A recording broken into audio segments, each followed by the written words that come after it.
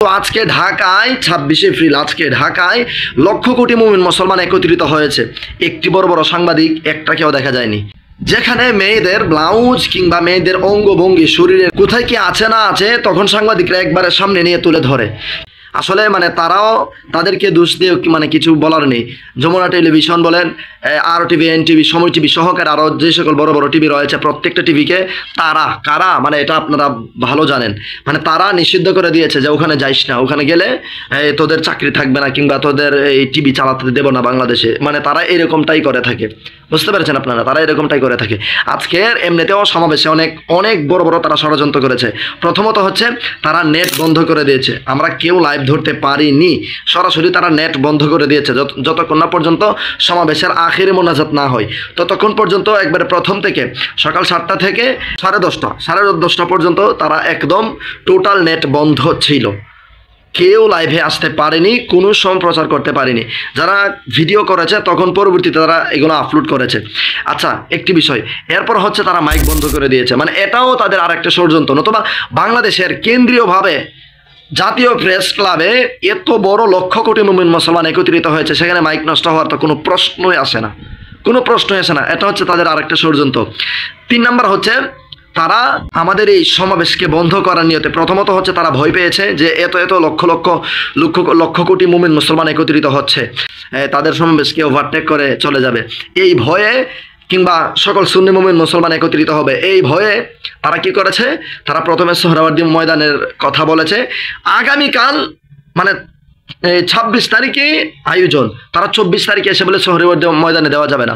তারপরে একদিনের ভেতরে বলল যে গোলাপবাগে দেওয়া হবে। যাক, আলহামদুলিল্লাহ, প্রচারণা হয়ে গেছে গোলাপবাগে। কিন্তু কি হলো, গোলাপবাগ রাত্রেই 25 তারিখ দিবাগত রাত্রেই একবারে ফুল মাঠ একবারে ফিল আপ করা, একবারে ভরে গেছে রাত্রেবেলাই। অথচ রাত্রেবেলা কারা, মাত্র যারা দূর দূরান্ত থেকে এসছে তারা, তারা গিয়েই রাত্রেবেলা একবারে ফুল মাঠ একদম ব্লক হয়ে গেছে। এরপরে প্রশাসন ওখান থেকে আমাদেরকে আবার বের করে দিল, বললো যে আপনারা অন্য কোথাও যান। তারপর অনুমতি দিল জাতীয় প্রেস ক্লাবের সামনে দাঁড়ানোর জন্য। তো আমরা ওখানে দাঁড়ালাম, ওখানে দাঁড়িয়ে তারপর আমরা মূলত ওখানেও তারা একটা ষড়যন্ত্র করেছে। ওখানে তারা ভেবেছে যে ওভারব্রিজের নিচে, গাছের নিচে, বিল্ডিংয়ের নিচে মানুষ ছড়িয়ে ছিটিয়ে থাকলে মানুষকে দেখা যাবে না, মানুষ কম দেখা যাবে। ড্রোন উড়ালেও নিচে বিল্ডিংয়ের কারণে, গাছের কারণে এত মানুষ দেখা যাবে না। এতে করে বিশ্ববাসী জানতে পারবে, দেখতে পারবে যে সুন্নিদের সমাবেশে মানুষ হয়নি, মানুষ কম হয়েছে। এটা হচ্ছে এদের সবচেয়ে বড় চক্রান্ত, বড় ষড়যন্ত্র। আপনারা বুঝতে পেরেছেন, এটা হচ্ছে এদের বড় ষড়যন্ত্র। তারপরেও এদের শত বাধা অতিক্রম করে বাংলার লক্ষ কোটি মুমিন মুসলমান একত্রিত হয়ে রিসালাতের স্লোগান দিয়েছি এবং আমরা সকলেই আল্লাহু আকবারের ধ্বনি দিয়েছি এবং প্রতিবাদের ধ্বনি দিয়ে পুরো ঢাকা একদম মুখরিত করে ফেলেছি ইনশাআল্লাহ। আপনারা ইতিমধ্যে দেখতে পেরেছেন।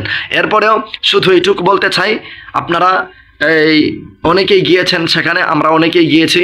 আলহামদুলিল্লাহ, আল্লাহ রব্বুল আলমিনের কাছে লক্ষ কোটি শুকরিয়া আদায় করছি যে আল্লাহ যে কোনোভাবে, আমরা দুনিয়াদারিকে আমরা চাই না, দুনিয়ার কেউ দেখুক বা না দেখুক, দুনিয়াতে তারা আমাদের সাথে যেই ষড়যন্ত্র করেছে, আমাদের উপর যে জুলুম করেছে, এটা আল্লাহ রব্বুল আলমিন অবশ্যই দেখেছেন। তাদের সমালোচনা আমাদের সফলতা ইনশাআল্লাহ। এরা যত সমালোচনা করবে এতে করে আমাদের সফলতা আল্লাহ রব্বুল আলমিন বানিয়ে দেবেন।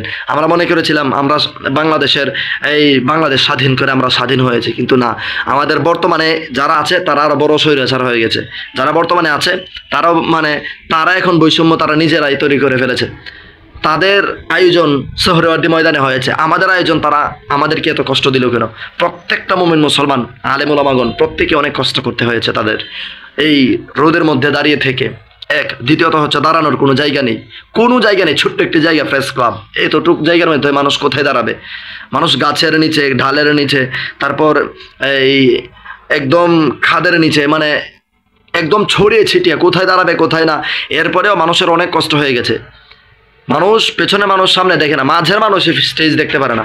যারা সামনে দাঁড়িয়েছে তারাই অনেক সময় স্টেজ দেখতে পারেনি, আর যারা স্টেজে দাঁড়িয়েছে তারা পেছনের লোক দেখতে পারেনি, কারণ মাঝখান ছিল উঁচু, আবার পেছনে অনেক ঢাল।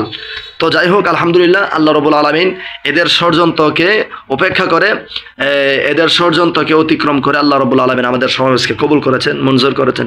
সবাইকে অসংখ্য ধন্যবাদ ও অভিনন্দন জানাচ্ছি এবং সবাইকে মোবারকবাদ জানাচ্ছি যে আপনারা সকলের অক্লান্ত পরিশ্রম সালাম দিয়ে আজকের সমাবেশকে আপনারা মুখরিত করেছেন, আজকের সমাবেশকে আপনারা সফল করেছেন। আসসালামু আলাইকুম ওয়া রাহমাতুল্লাহ।